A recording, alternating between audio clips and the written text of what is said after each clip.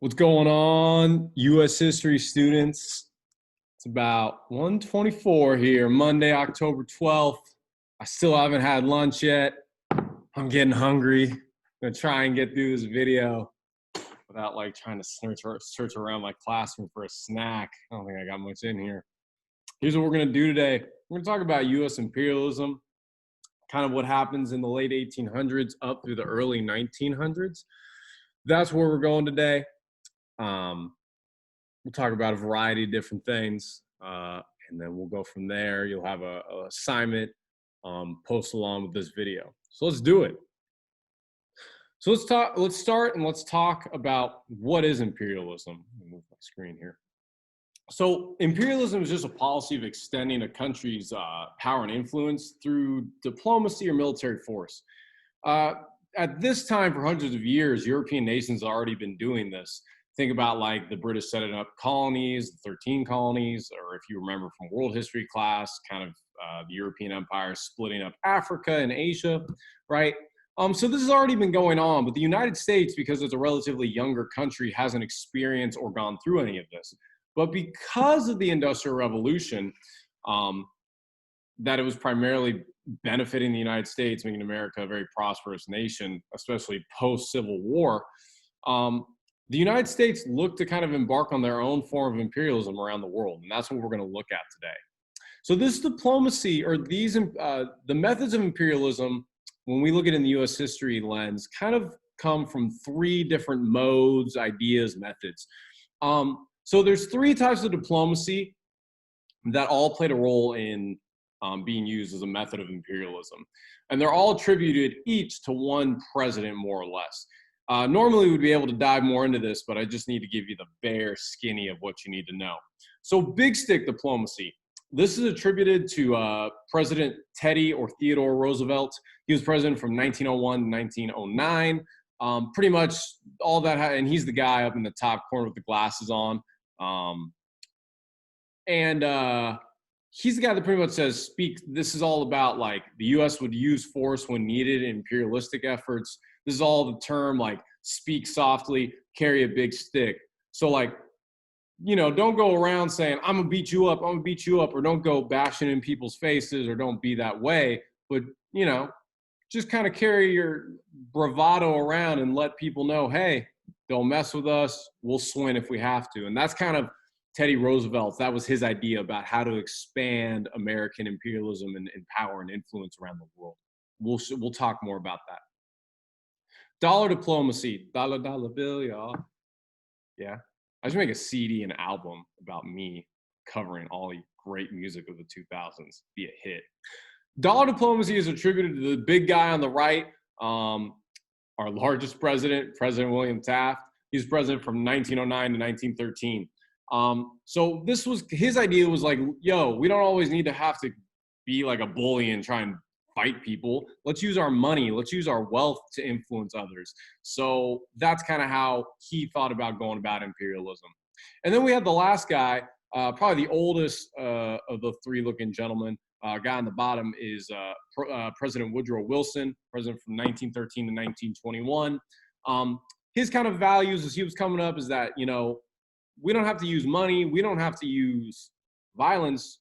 Let's just support people who are going to benefit what we want to do and values who align with us. And this is all about moral diplomacy. Throughout the rest of these slides, I'm going to give you a bunch of examples of events of imperialistic efforts by the United States that existed that happened during this time period. And you'll see in that yellow writing off to the sides of these events, it'll either be an example of big stick diplomacy, dollar diplomacy, and moral diplomacy. All right, so let's go forward. So it kind of starts off in the Pacific. That's a good place to put my screen. So kind of through the 1850s up through the 1890s, a variety of events happen that kind of impact our diplomacy in the Pacific theater, in the Pacific Ocean. Kind of the first big one is the U.S. bought Alaska from Russia. This is just using money to expand territory, right? So Alaska today is one of our largest states. In fact, it's almost half the size of the United States. I think it's exactly a third of the United States in terms of size and landmass. There's a lot of natural resources up in Alaska. It also provides some strategic importance for us today, as it's pretty close to Russia, and especially during the Cold War, Alaska was looked at as a pretty valuable piece of land. And today too, especially with some people who want to drill and find oil, a lot of people think there's a lot of oil to be found up in Alaska, but that of course would come at a harm to the beautiful environment and nature that's pretty untouched in that part of our country up there in Alaska. We also kind of explored across the Pacific. We ended up developing a trade relationship with Japan. That was kind of a mix of moral diplomacy, but that's not really the best example. Throughout our exploration, we also came across the Hawaiian Islands. They're in the middle of the Pacific Ocean. They're the most remote island chain in the entire world. They have a very unique and special biosphere and environment that's unlike anywhere else in the world because it's so isolated. As time kind of went on, more white farmers and American business people started coming over and began kind of buying and taking over vast amounts of land on the island, obviously coming at a cost to the natives who lived there. Eventually, the white farmers looked to take over the Hawaiian Islands, and so they did so with help from the U.S. military, and they, overthrew Queen, I'm probably going to screw up her name, Queen Kalani. It's a tough one. And they annexed this island territory, and this happened in 1893. This is obviously an example of big stick diplomacy. So if you ever want to know why a small little island in the middle of the Pacific Ocean became part of the United States, it kind of goes back to this. Hawaii holds a lot of strategic value. It's in the middle of the Pacific Ocean. You can set forward bases there. This is going to be huge when we talk about World War II and Pearl Harbor. Hawaii, of course, also from a business standpoint, a lot of farmers want to use the fertile land and the good year-round weather that's in Hawaii for crops and farming purposes. And so as a result, Hawaii kind of came under control of the United States. Today, you do see kind of movements, especially from people who are like native Hawaiian, kind of like a de-occupy Hawaii. You'll notice in this image right here, the bottom right, they're flying the red, white, and blue flag. That's like the state flag of Hawaii. And to fly it upside down is like a symbol of like de-occupying. Whereas the green, yellow, and red flag is kind of more of like what's seen as a native Hawaiian flag. So it's a very small contingent of people that feel this way, but there is enough people to where it's noticeable, and they do parades and they do talk about things. Maybe, Hawaii being its own independent nation. We'll see. Okay, let's talk about some other things that are going on in the world right now and the U.S.'s influence. So in the late 1800s, the U.S. had invested heavily in this nearby island country of Cuba. I'll show you where that is in a minute. At the time, Cuba was under Spanish control, but the Cuban people wanted freedom, and so they started their own revolution and a movement for independence. The U.S. kind of supported this for financial purposes and business purposes, but also for their own because it reminded us of our own revolution. So again, we invested in the nearby island country of Cuba for the purposes of farming. That's about money. That's our dollar. Then we have this moral diplomacy because we're like, yo, Cuba, they're kind of like us. They want to be independent like us. They want to go against a European power. So that's like a form of moral diplomacy. And then furthermore, in the midst of this revolution, a U.S. naval ship was blown up that was in Cuba. It was in the harbor of Havana. And it was resulted in 266 dead Americans. It's unclear why it exploded, but most people in America kind of blame the Spaniards since we had been supporting Cuban independence efforts. As a result, we declare war on Spain, and this is a perfect example of big stick diplomacy. And just to show you, this is where Cuba is. It's really close. It's actually kind of funny. It's probably closer for us to fly to Cuba than it is to fly to Hawaii, right? But yet Hawaii is a state and Cuba's its own country today. Cuba's only 60 miles off the coast of Florida. So kind of unique little fun fact there. And then you got here A big part of especially back 100 years ago, the Cuban economy was farming. Because you have year-round really good weather there, you can consistently grow different types of crops, sugar cane, and so sugar being kind of the big cash crop for Cuba for a lot of their history. So this is just an image I pulled off Google. It kind of just demonstrates that. A big calling cry here in the United States was "Remember the Maine," and this was pretty much used as justification to go to war with Spain. And the fallout from this is going to be pretty important. So let's find out there. A lot of writing here. Let me see if I can slide this guy. So we ended up going to war, and this war is known as the Spanish-American War. This happened in 1898. It only took 3 months. Spain took that L. Hold it. Spain was just overmatched and unprepared to fight us. So super easy win. Rack up the W's. Here's kind of what comes of this. So number one, Spain was forced to leave Cuba and allow them to become independent. The war and the efforts of us kind of going to war against the Spaniards helped increase Cuban and American relationships and relations. Really good for business. It's kind of unique because we have a weird history with Cuba, back and forth of us liking them, us not liking them. Same with them. They didn't like us. We like them. It's interesting. They come up more in our history class. We'll talk about them. Spain also had to give up control of Guam. It's an island Pacific country. It's like past Hawaii. It's really far away. Pretty much just a small little island that's used for military purposes today.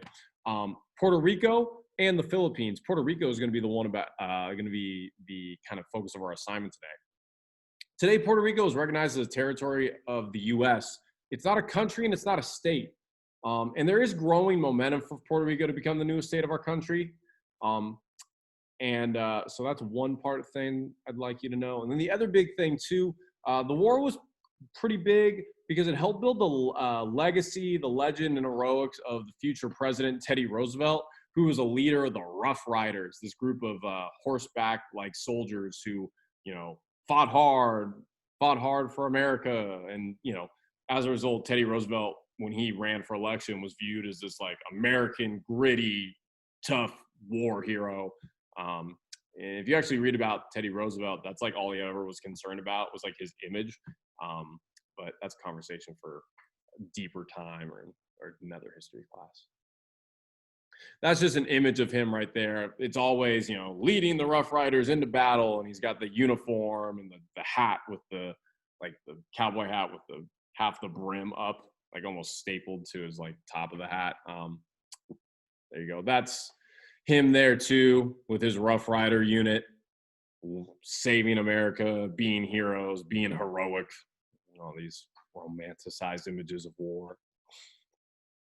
This is just show you where Puerto Rico is, and that's the flag of Puerto Rico. A little bit past Cuba, pretty far away from us, but not far away from the East Coast. It's a tropical island, pretty good weather year round, and it's in what we would call the Caribbean. You'll learn more about them in our assignment. That's an image of Puerto Rico right there. Here's an interesting thing. Here's just a survey that shows kind of the statehood push for DC or Puerto Rico. This was just a poll that was recently came out. It was a couple months ago. And this is from 1,000 registered voters. So about 36% of people who responded said, yeah, they should be granted statehood. About 17 said neither. 11% only said Puerto Rico. Even less said for Washington, D.C. Washington, D.C. is not a state. And then 27% unsure. And this is going to be the focus of your assignment today, not about D.C., but Puerto Rico. So just keep that in mind. This is a good image. This is an image of President Trump. A couple of years ago, a really bad hurricane ripped through Puerto Rico. And typically whenever natural disasters happen, the American government is supposed to come in and support the people who are affected by natural disasters. Because Puerto Rico is neither a state nor a country, it's really easy for them to kind of just get forgotten about or not taken care of. And Trump handled a horrible hurricane. It was known as Hurricane Maria that really devastated Puerto Rico a couple of years ago. He handled it pretty horribly. Just money did not come in, not enough aid came into the people. and it resulted in a lot of people dying just from a lack of basic common goods that any other state would receive in a natural disaster. This is an image of him, true story. He handed out paper towels to people in like a little gym, refugees from the hurricane who were trying to like just get supplies, and he practiced shooting the paper towels like a basketball. Again, just doesn't care about human people. He just kind of saw it as a basketball game. It's very crazy to me, and very unpresidential and just inhumane. But yeah. Let's talk about the Filipino-American relations, right? We got a decent amount of Filipino student representation in this classroom, so I wanted to put on for y'all. Because the Spanish gave up the Philippines and it was handed over to the United States, all of a sudden now the Philippines became in control of the United States, and Filipinos had their own views of how they wanted to run their own land. And a lot of Filipinos resisted U.S. control of their land. They wanted full independence like Cuba. And a lot of fighting broke out between native Filipinos and American forces. The U.S. promised to work toward allowing the Philippines to become fully independent. And this kind of helped chill out and calm tensions and increase relations between the U.S. and the Filipino people. This actually led to the first really large wave of immigration of Filipinos to the U.S. Many worked in farmland here in California and were pretty important in the farm workers movement in the 50s, 60s, and 70s in the Central Valley here in California. It's a big reason why so many Filipino people actually live here in California.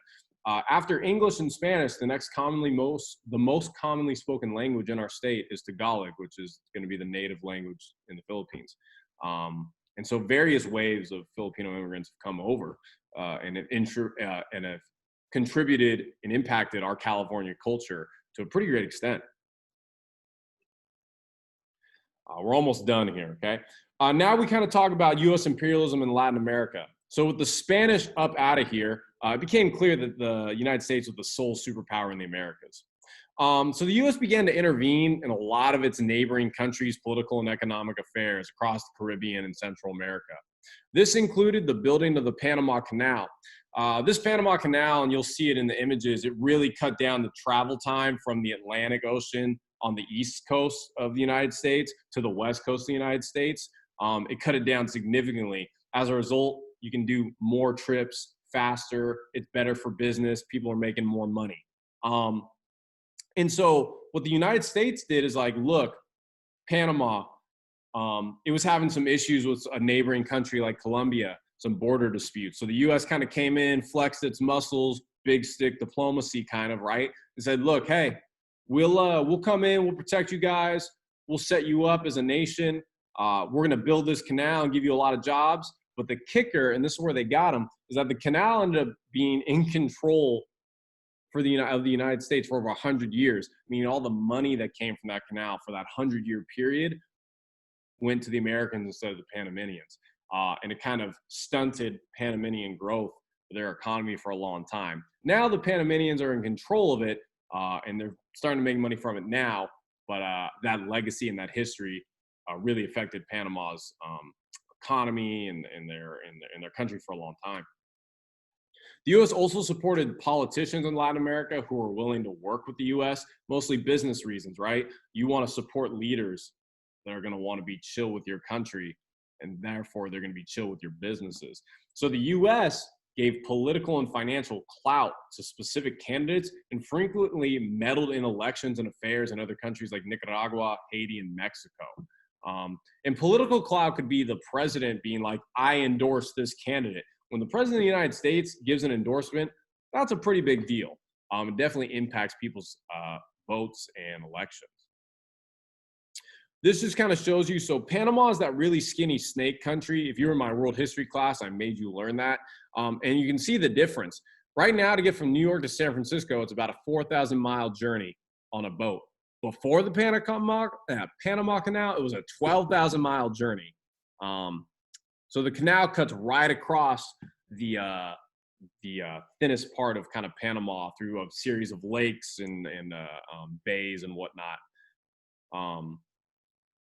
And pretty much the way a canal works is it kind of uses pumps and levees, but it pretty much makes water levels equal so that you can go up and downhill. And that's kind of how that's how the canal works, because the main bodies of water are at different levels.